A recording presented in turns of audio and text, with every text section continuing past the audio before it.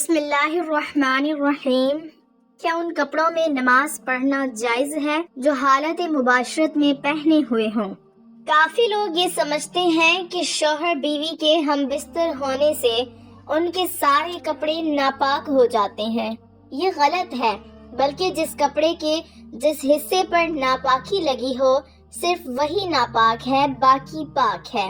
کپڑے کے ناپاک حصے کو 3 بار دھویا جائے اور ہر بار دھو کر خوب نچوڑ لیا جائے اور پھر اسی کپڑے سے نماز پڑھ سکتے ہیں۔ اور جس کپڑے پر ناپاکی مثلا مرد یا عورت کی منی نہ لگی ہو وہ بغیر دھوئے پاک ہے۔ نجاست غلیظہ کپڑے پر لگی ہو تو ایسے کپڑے پہن کر نماز پڑھنے سے متعلق 3 احکام ہیں۔ اگر نجاست درہم سے زیادہ ہو تو کپڑا دھونا فرض ہے۔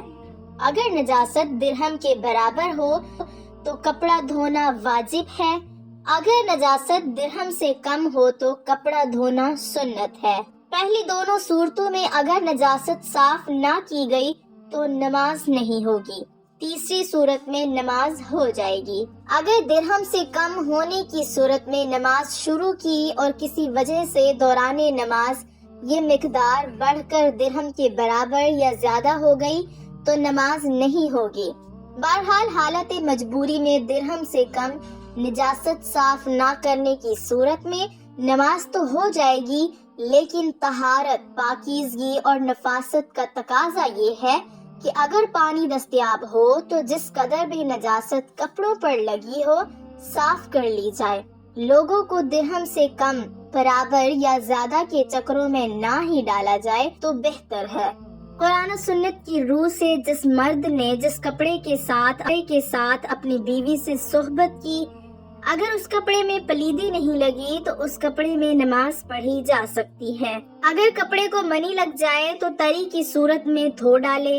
دھونے کے بعد اگر کپڑے میں نشان دکھائی دے تو کوئی حرج نہیں، اور منی اگر خشک ہو جائے تو اس کو کھرچ دینا ہی کافی ہے۔ حضرت امیر معاویہ رضی اللہ تعالی عنہ سے روایت ہے، وہ فرماتے ہیں، میں نے ام حبیبہ رضی اللہ تعالی عنہ جو نبی صلی اللہ علیہ وسلم کی بیوی تھی ان سے دریافت کیا، نبی صلی اللہ علیہ وسلم جس کپڑے میں مباشرت کرتے تھے کیا اسی میں نماز پڑھ لیتے تھے؟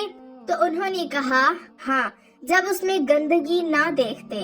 ہم بستری کے بعد اگر شرمگاہ کو کسی کپڑے وغیرہ سے اچھی طرح صاف کر لیا جائے تو اس سے شرمگاہ پاک تو نہیں ہوتی، البتہ اگر پوچھنے کی وجہ سے وہ بل ہو جائے اور کسی قسم کی تری اس پر باقی نہ رہے تو اس کے بعد غسل کرنے سے پہلے جو کپڑے پہنے جائیں وہ پاک ہی رہیں گے، ناپاک نہیں ہوں گے، بشرط یہ کہ شرمگاہ سے مزید نجاست نکل کر ان کپڑوں پر نہ لگے۔ چنانچہ غسل کرنے کے بعد انہی کپڑوں کو دوبارہ پہن کر نماز پڑھنا جائز ہوگا، لیکن بہتر یہ ہے کہ شرمگاہ کو دھو کر پاک کرنے سے پہلے پہننے کے لیے کوئی الگ کپڑا رکھا جائے۔ نماز والے کپڑے ایسے وقت میں پہننا خلاف احتیاط ہے۔ مثال کے طور پر اگر ایک شوہر اپنی بیوی سے صحبت کرتا ہے، ہم بستری کرتا ہے اور بغیر غسل کے اگر وہ کپڑے پہن لیتا ہے تو ناپاک بدن کے ساتھ اگر کوئی کپڑا مست ہو جائے تو وہ ناپاک نہیں ہوگا۔ ہاں، اگر البتہ ان کپڑوں پر غلاظت یا نجاست لگ جائے، یعنی کہ منی کے قطرے لگ جائیں، تو پھر ایسی صورت میں وہ کپڑے ناپاک ہو جائیں گے۔ بعض لوگوں کا یہ بھی سوال ہوتا ہے کہ ہم بستری کرنے سے پہلے جو کپڑے ہم نے پہنے ہوتے ہیں، یعنی کہ کوئی بنیان وغیرہ پہنی ہوتی ہے، تو ہم بستری کرنے کے بعد وہ کپڑے ہم دوبارہ پہن سکتے ہیں یا نہیں؟ یہ بہت سارے لوگوں کے ذہن میں سوال آتا ہے کہ جس جگہ ہم بستری کی جائے، یعنی کہ کسی چادر کے اوپر یا چٹائی وغیرہ کے اوپر یا کسی اور کپڑوں کے اوپر ہم بستری کی جائے تو ان کا یہ ذہن ہوتا ہے کہ وہ ناپاک ہو جائیں گے۔ حالانکہ یہ ایک بہت بڑی غلط فہمی ہے، اس کو دور کیا جانا چاہیے۔ مصنف عبدالرزاق میں احادیث موجود ہے اس حوالے سے کہ حضرت عبداللہ بن عمر رضی اللہ تعالی عنہ سے پوچھا گیا کہ جو شخص کپڑے پہن کر بیوی سے صحبت کرے تو کیا پھر وہ انہی کپڑوں میں نماز پڑھ سکتا ہے؟ تو حضرت عبداللہ بن عمر رضی اللہ تعالی عنہ نے فرمایا کہ گزشتہ رات میں نے جس کپڑوں میں بیوی سے صحبت کی انہی کپڑوں میں نے نماز بھی پڑھ لی ہے، یعنی کہ کپڑے پاک ہونے چاہیے، یہ نہیں ان کے اوپر منی وغیرہ کے قطرے لگ گئے ہوں، تو ایسی صورت میں وہ ناپاک ہو جائیں گے، اور اگر ان کے اوپر نجاست کے قطرے نہیں لگے تو آپ ہم بستری کرنے کے بعد غسل کر کے انہی کپڑوں کو دوبارہ پہن کر نماز پڑھ سکتے ہیں۔ یہ بالکل جائز ہے، کیونکہ وہ ناپاک اسی صورت میں ہوں گے جب ان کے اوپر نجاست لگے گی۔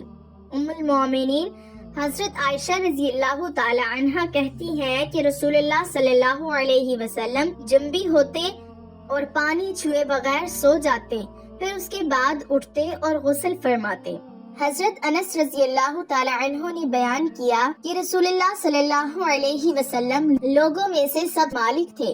آپ صلی اللہ علیہ وسلم نے ایک روز مجھے کسی کام کے لیے بھیجا، میں نے کہا اللہ کی قسم میں نہیں جاؤں گا، حالانکہ میرے دل میں تھا کہ اللہ کے نبی صلی اللہ علیہ وسلم نے جو بھی فرمایا ہے میں اس کے لیے جاؤں گا۔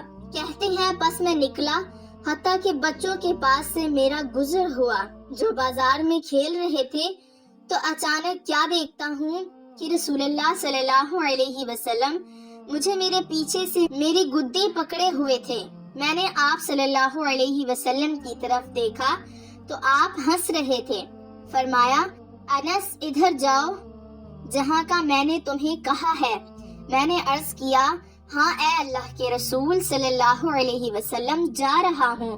حضرت انس رضی اللہ تعالی عنہ نے کہا قسم اللہ کی میں نے 10 سال آپ کی خدمت کی ہے، مجھے نہیں معلوم کہ آپ نے مجھے کسی کام پر جو میں نے کیا ہو کبھی یوں کہا ہو تو نے ایسا کیوں کیا، یا کوئی کام جو میں نے چھوڑ دیا ہو تو کہا ہو کہ ایسے کیوں نہیں کیا۔ حضرت انس رضی اللہ تعالی عنہ بیان کرتے ہیں کہ میں نے نبی صلی اللہ علیہ وسلم کی مدینہ منورہ میں 10 سال تک خدمت کی، جبکہ میں ایک نوخیز لڑکا تھا۔ میرے سب کام اس معیار کے نہیں ہوتے تھے جیسے میرے حبیب صلی اللہ علیہ وسلم کی خواہش ہوتی تھی۔